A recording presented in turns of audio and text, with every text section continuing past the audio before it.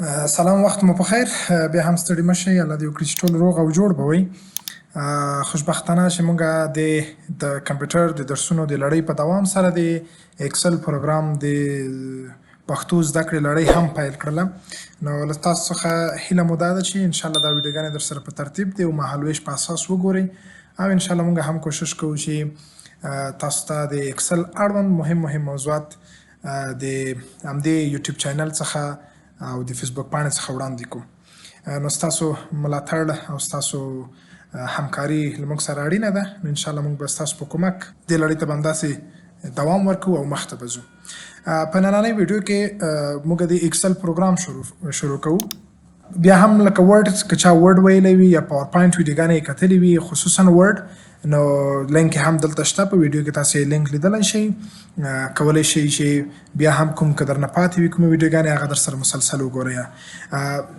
اکسل چې دی ساده پروګرام دی ډېر زبردست ښکلی پروګرام دی په دفترو کې ادارو کې ډېر کارول کیږي نو انشاءالله چې تاسو به هم دې کې یو څه زده کوئ راځم د اکسل پروګرام خلاصولو ته لکه څنګه چې تاسو ورډ را خلاصوئ اکسل هم په همدې ډول را خلاصیږي یا تاسو راځئ سرچ ته په سرچ کې اکسل ولیکئ تاسو ته به اکسل اپ را واخلي او کلیک به پرې وکړئ اکسل به را خلاص شي نو یو شرط دا دی چې تاسو باید افس په کمپیوټر کې انسټال کړی وي یا هم د تیر په څیر تاسو به رن را خلاص کړئ په رن کې به ولیکئ اکسل انټر به یې کړئ د اکسل پروګرام به درته را خلاص شي د اکسل پروګرام مخکې دی چې موږ اپشنونه تشریح کوو زه درته استراکچر یې تشریح کوم د ساختمان صفحې او وروسته له هغې به بیا موږ د اپشنو ته ورځو لومړی دا چې د اکسل پروګرام غواړئ تاسو یې تعریف کړئ نو داسې خاص تعریف نه لرو ورته او که وي هم ضرور نه ده چې تاسو د یو پروګرام تعریف زده کوئ فقط دومره ضرور ده چې تاسو د یو پروګرام په استفادې او کارونې باندې پوه شئ په کومه برخه کې کارول کیږي اکسل پروګرام زیات د محاسبې لپاره د شمیرنې په خاطر د اکاونټینګ په برخه کې ډیر کارول کیږي او ټول فوکس او تمرکز په جدول جوړونه باندې دی لکه څنګه تاسو ته صفحه معلومیږي د اکسل صفحه رو لري کالم لري او د ټیبل ته ورته دی چې کوم موږ په ورډ کې ویلی وو نو ځکه دا خاص د جدول جوړولو لپاره دی د لیست د جوړولو لپاره دی که نورو برخو کې مثلا حاضري تاسو جوړوئ دا ډېر ښه پروګرام مناسب ځای دی ورته او جدول چې موږ جوړوو نو طبعا موږ محاسبه پکې کوو موږ پکې مثلا مالیات محاسبه کوو موږ پکې فیسونه جمع کوو نو دا ټول د اکسل کار دی او اکسل دا کارونه مخته وړي د اکسل ایکسټنشن یا فایل فارمټ چې دی چې تاسو به د هغه له مخې د اکسل فایل پیژنئ XLSX دی XLSX چې هر چیرې تاسو د یو فایل سره دا ولیده دا معنی چې دا د اکسل فایل فارمټ دی او دا پروګرام یا دا فایل په اکسل کې را خلاصیږي نور ډېر توضیح تشریحات نه ورکوم راځم د اکسل د صفحې سټرکچر ته لومړی راځو له ښي طرف نه له دې پورته برخې نه شروع کوو کوم چې تاسو ته په نښه کیږي لیکل کیږي هم کولی شئ تاسو ځان سره بیا یو نوټ ونیسئ دې برخه کې موږ درې بټن لرو چې دې درې بټنو ته وایي کاپشن بټنز په کاپشن بټنو کې کلوز دی چې د اکسل صفحه درته تړي ریسټور ډاون دی چې صفحه کوچنۍ کوي او بیرته صفحه فول سکرین کوي او بل هم مینیمایز دی یا ریسټور ډاون چې ورته وایي چې په دې باندې کلیک کوئ صفحه تړل کیږي نه د ډیسکټاپ نه لرې کیږي خو په اصلا په ټسک بار کې خلاص پاتې کیږي کولی شئ کلیک وکړئ بیرته یې را خلاص کړئ دا درې بټن دي چې تیره کې مو تشریح کړي وو ځکه زیات تشریح نه ورکوم څنګه بل اپشن د کمانډو دی چې تاسو د ځینې کولی شئ دغه کمانډونه یا اپشنونه ښکاره کړئ که لومړی اپشن آټو هاید ښکاره کړئ نو اپشنونه به ټول ورک شي کمانډونه مینو بار دا هېڅ نه ښکاري خو کوم وخت چې ضرورت کېږي تاسو بلته کلیک کوئ پورته برخه کې را خلاصیږي کولی شئ اپشنونه کار واخلئ ګټه واخلئ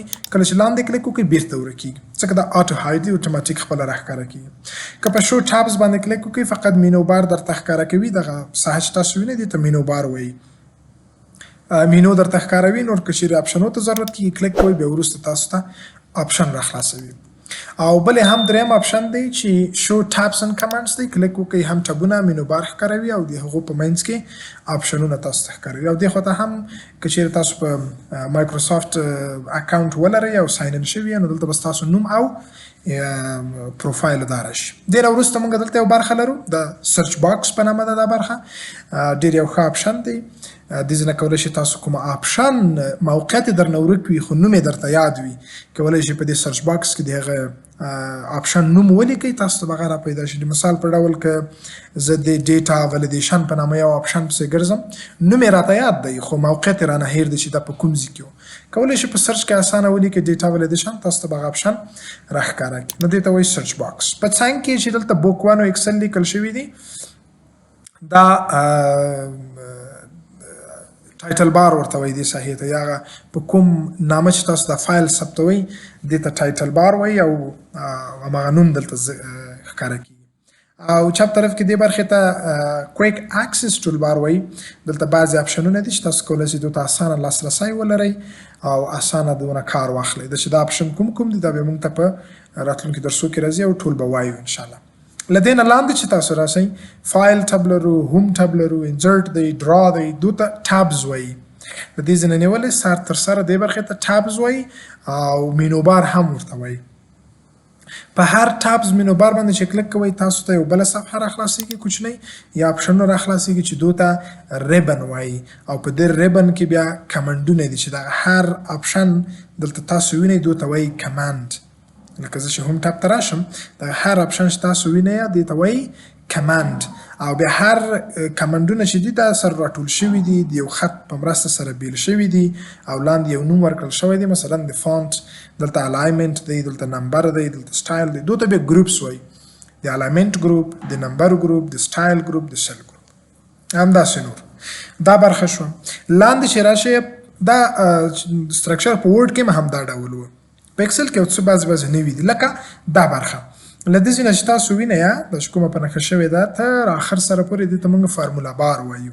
په ایکسل کې موږ ډېرې فورمولې کاروو چې کوم فورمولې تاسو کاروئ دلته به ستاسو فورمول راښکاره کېږي. او په چپ طرف کې د کونج کې چې دا کوچنی باکس دی دې ته نیم باکس وایي. د نیم باکس کار څه دی؟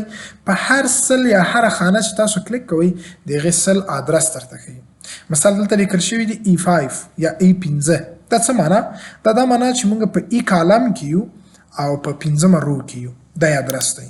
یا که زه مشخص غواړم یو ادرس ته ورشم دلته به یې ته نوم لیکي. مثال زه غواړم W سل ته لاړ شم چې کله انټر کم ما به مستقیم W کالم او شلمې رو ته ما ورسوي. نو په دې ډول تاسو د هر یو سل ادرس له دې ځای نه کولی شئ ووینئ او ویې ګورئ. بیا چې راشئ دغو برخو ته لکه A B C چې لیکل شوي همداسې تر اخره دوی ته هیډینګس وایي او په چپ طرف کې دا یو دوه درې حساب چې لیکل شوی دا هیډینګس دي. دا کالم هیډینګ دی، دا رو هیډینګ دی. په ایکسل کې کالمونه په الفبا تورو باندې ښودل شوي ABC او رو چې دي دا په نمبر یا یو دوه درې باندې ښودل شوي دي همداسې تر اخره. خو دلته باید موږ معلوم کړو چې د حساب څومره دی، څو کالمه موږ لرو، څو رو مونږ په دې یو ایکسل فایل کې لرو. دا به تاسو څنګه معلوموئ؟ که زه د ښي طرف اروکي بټن ونیسم همداسې لاړ شم نو دا زه نشم رسېدی اخر ته ځکه ډېر دي. دا یو او یا هم که زه همدغه اروکي بټن ونیسم ښکته خواته راشم نو بیا هم زه د حساب نشم خلاصولی. یعنې په اسانۍ زه اوس ژر نشم رسېدی چې د دې اخر به څو وي. نو څه کار وکړو چې موږ اخر ته ځان ورسوو؟ تاسو به د کیبورډ نه د کنټرول بټن ونیسئ، ډاون اروکي یا د لاندې اروکي به کېکاږئ، تاسو به آخري رو ته ورسئ. دا در سره وشمېرئ 10 لکه او 840 500 شپږ اویا رو لرو موږ په د ایکسل په یو شیټ کې. په همدې ډول کنټرول ونیسئ د رایټ اروکي کېکاږئ، تاسو به آخري کالم ته ورسئ چې دا کالم دی د XFD په نامه. خو دا څوم کالم دی؟ دلته به زه یو ساده فرمول کار کړم. مساوي کالم دا چې دا فرمول څنګه دی دا به وروسته موږ وایو. زه به همدا کالم ورته انتخاب کړم. موږ 16384 کالمه لرو. دا البته په یو شیټ کې دي. لاندې چې راشئ موږ فعلا په یو شیټ کې یعنې شیټ 1 کې یو. که زه په دې مثبت کلیک وکړم ماته به دومه صفحه اډ شي، په دې کلیک وکړم ماته به دریمه صفحه اډ شي. نو دا حساب چې ما په اول شیټ کې وکړه چې په اول شیټ کې 10 لکه 840 رو لرو او 16000 کالم لرو، دا چې کله زه دوم شیټ ته راځم دا حساب بیا له سره کېږي. دلته زه بیا 10 لکه رو لرم.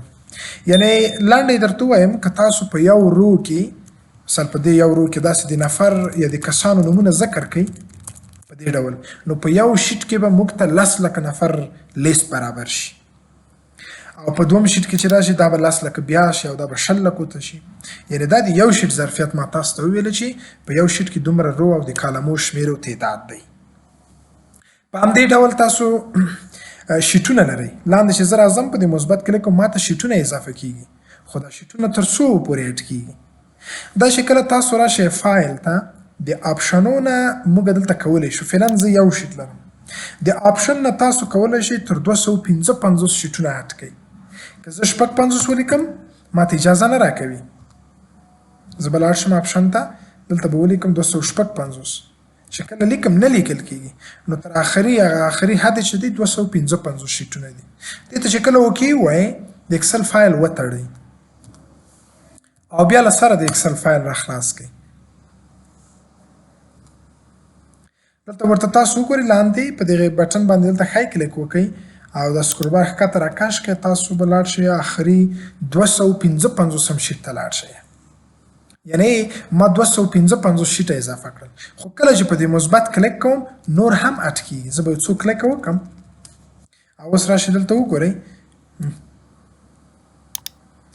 293 شیټه ما اضافه کړل. دا چې څو شیټه موږ د ځینه اضافه کولی شو، د دې آخري شمیر یا هغه لیمیټ هغه حد معلوم نه دی ماته چې تر څو شیټو پورې موږ لرو او کولی شو اضافه یې کړو. بعضو شاګردانو ته ما کورنۍ دنده ورکړې وه، دا تاسو پیدا کړئ چې تر څو پورې شیټونه یې اډ کولی شو. اکثریتو چې هغه تر آخري پورې زور رسېدلی او تر 0 پورې یې هم اډ کړي وه. نو دا معنا چې یعنې د دو شیټونو تعداد ډېر دی، نور هم کولی شو اډ کړو. دا د کالمو تعداد شو، په دې کې د رو تعداد شو. بله خبر دا راځي چې دا دومره 10 لکه رو او 14,000 کالمه چې په یو شیټ کې دي، نو دا څو صفحې کېږي؟ دا به د ټوله یوه صفحه راځي؟ نه، ځکه دا دومره ډېر تعداد. یا مثلا تاسو ته ما وخته مثال درکړه، که تاسو لیست ولیکئ نو د 10 لکو نفرو لیست په دې کې ځایږي، نو ستاسو په اند دا به په څومره ورقو کې دا ځای شي. نو لمدیزي کې به زه تاسو ته یو کورنۍ دنده درکړم. د کورنۍ دنده چې در کومه دا کوښښ وکړئ تاسو یې پیدا کړئ، پلټنه پسې وکړئ. داسې نه پیدا کېږي چې تاسو په یو 2 دقیقې فکر وکړئ ووایئ چې بس زه نشم پیدا کولی. وګرځئ، سرچ یې کړئ، انټرنیټ کې سرچ کړئ، په یوټیوب کې سرچ کړئ، ځکه دا تاسو سره مرسته کوي چې تاسو په یو موضوع پسې ولټېږئ، وګرځئ او هغه را پیدا کړئ. هر چا را پیدا کړه، کولی شئ د دې ویډیو په لاندې کومنټ کې راته ولیکئ او یعنی لنډه توضیح ورکړئ چې چا پیدا کړو، نو دا به ډېر ښه کار وي. څه شی پیدا کړئ؟ تاسو پیدا کړئ چې په دغه یو شیټ کې څو A4 ورقې لرو. که زه پیج لیاوټ ته لاړ شم، زه به لږ نقلم درکړم، سایز ته به لاړ شم. دلته به زه د سایز د ورق سایز انتخاب کړم A4. اوس که تاسو وګورئ له یو نه نیولې همداسې راځئ تر دغه خطو پورې د I او J ترمنځ یو خط ښکاري تاسو ته ډش په شکل. دا د A4 صفحې بر شو. همداسې ښکته تاسو راشئ چېرته چې دا خط قطع شوی دی، دا په تقریبا د 500 په منځ کې دا دی. د 500 او 150 په منځ کې یو خط دی، دا د A4 صفحې اوږدوالی شو.